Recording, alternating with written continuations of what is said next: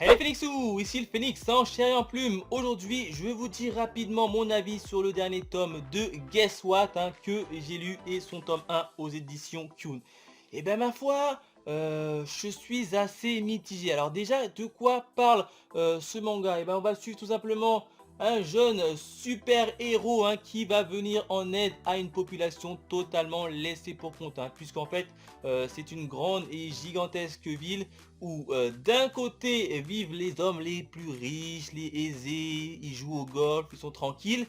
Et d'un autre côté, on a les gens qui vivent là dans la misère et les cris, diront certains. Hashtag Doc Génico, année 2000 pour ceux qui savent.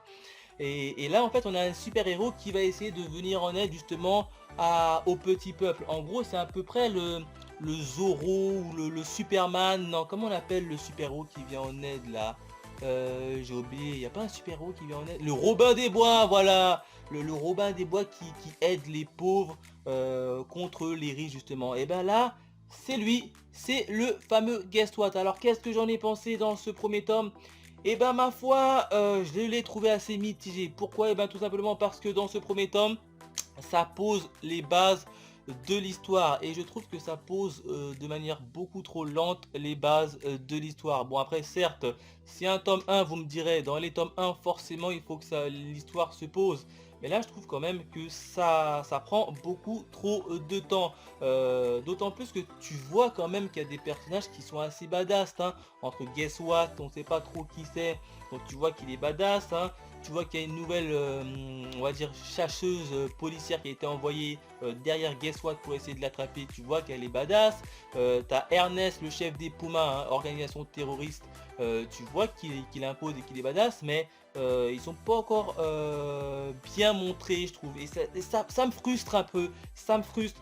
C'est pour ça que je trouve que je suis plutôt mitigé au niveau de ce premier tome. En termes graphiques, et ben ma foi, c'est du classique, c'est un shonen, mais je trouve avec un petit côté assez brut. Du coup, ça colle plutôt bien à la série. Hop, je vais vous montrer une autre page. Moi, je trouve que ça colle plutôt bien à la série. Regardez, ça fait un peu shonen, mais très brut.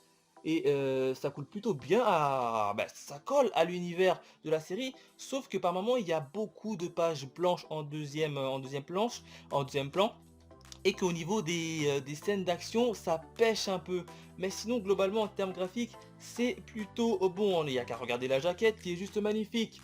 Elle est magnifique quand tu vois ça accroché comme ça sur une tête de gondole dans ta librairie, tu t'arrêtes et tu le feuilles. C'est d'ailleurs ce qui m'est arrivé, c'est pour ça que j'ai pris le tome 1, mais je suis tout de même assez mitigé. Alors je vais quand même prendre le tome 2 pour voir où est-ce que ça va me mener, tout ça. Mais en tout cas pour ce tome 1, je suis assez mitigé. Si je devais le noter ça sur 5 étoiles, je leur ai mis une note de 2,5 sur 5, puisque j'en attends un peu plus. Alors je sais pas si j'ai été trop hypé par la jaquette, mais j'en attends clairement plus. Bref, dites-moi également dans les commentaires si vous aussi vous en entendez un peu plus ou si ça vous satisfait tout simplement. Guess What aux éditions Kyun. J'aimerais bien avoir votre avis. Quant à nous, on se retrouve très vite pour de nouvelles aventures. Allez, bye mes Phoenixous. Hey les Phoenixous, ici le Phoenix en chair et en plume. Aujourd'hui, je vais vous dire mon avis sur le premier tome que je viens de lire qui s'intitule The Devil of the God. Alors au niveau de l'histoire, qu'est-ce qu'il raconte? On va suivre Renji, un jeune petit garçon qui est totalement fou amoureux d'une prostituée. Seulement voilà, la prostituée n'est rien d'autre que possédée par un démon. Et à part de là de ça, il y a un espèce de chasseur de démons qui va venir pour essayer de l'exorciser puisque c'est son boulot. Et Renji va tout faire pour essayer de la sauver. Voilà à peu près le speech de départ de notre petit manga qui est plutôt bon. Alors au niveau de la jaquette, moi j'aime plutôt bien la jaquette quand on la regarde. On voit vraiment que ça va parler de zombies, d'horreur, et c'est ce qui se passe dans ce premier tome. Regardez la tête du zombie avec un œil à l'intérieur de sa bouche grande ouverte. Juste magnifique. Quatrième de couverture, et ben on a la jeune prostituée qui est transformée en zombie. C'est tout simplement magnifique. En termes de graphisme, c'est plutôt classique et sympa. Bon, c'est pas extraordinaire, mais ça fait le taf. Franchement, ça fait le taf. Je vous fais rapidement un petit aperçu. dans tous les cas, ça fait le taf. Et ce que j'adore également, c'est que c'est dans une ambiance assez sombre et assez violent, hein. Donc c'est pas à mettre entre tous les mains. Mais en tout cas, moi j'adore vraiment la relation également entre d'un côté on a le jeune qui est totalement fou amoureux de Toriko, hein, qui est une prostituée et possédée par un démon.